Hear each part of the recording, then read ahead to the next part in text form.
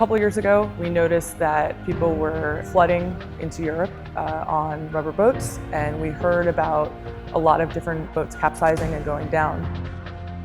Nobody knows that they're crossing, and if an accident happens, nobody knows about it. And until search and rescue teams arrive at the spot, it's too late.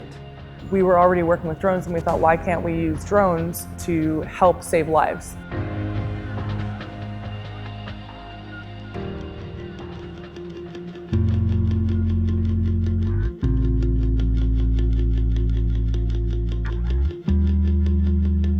We both teach different drones classes at Parsons, the New School for Design. We were already using drones in different projects for monitoring or for filming, and we'd be identifying, oh, that's a taxi, that's a person there. So here's a perfect opportunity to utilize that new technology, come up with new prototypes, and then actually use it to help people.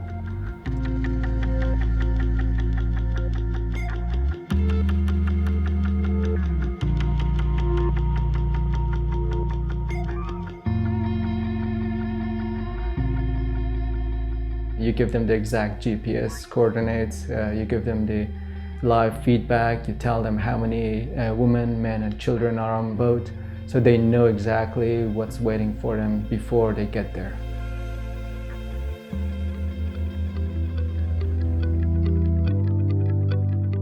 Going and speaking with refugees, we learned bringing the drone in and saying, what would you think if this was flying towards you? There was a lot of information that we got from that about thinking like, well, you have to think about, we're concerned that governments are going to try to attack us.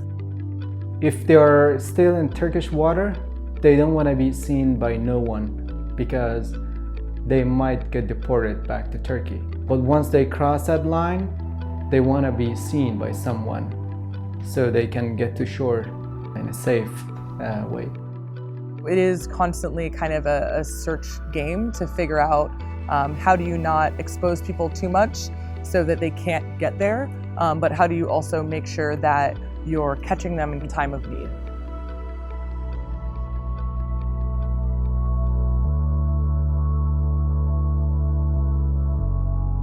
There are times that search and rescue teams, they get there in 30 minutes or more, depending on where they're located.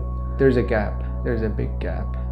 So we can definitely help them in terms of identifying where people are earlier in the process, and then what kind of aid is needed right away when they get there, as opposed to being blindsided for when they get there and not having the certain support that they can provide.